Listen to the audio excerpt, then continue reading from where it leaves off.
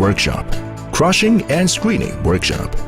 Three-phase one closed-circuit technological process is used for crushing and screening workshop.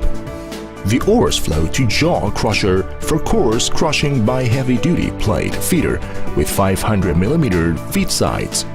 Through cyclical movement of mobile jaw that swings around fixed jaw, materials between two jaws are extruded, which causes crushing effect.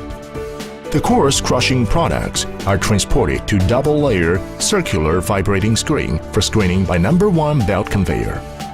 Mounted on the side plate of the screen box and driven by the motor through a V-belt, the vibrator rotates, generates centrifugal force, and drives the vibration of the screen box, which is the vibrating object with a motion likely circular movement trial. The materials on screen are transported to cone crusher for intermediate crushing by number 2 belt conveyor, and that of sub-layer are also transported to cone crusher for fine crushing by number 3 belt conveyor.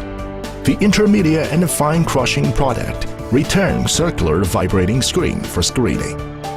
The acceptable products of sub-layer under screen with -12 mm particle size are transported to fine ore bin by number 4 belt conveyor.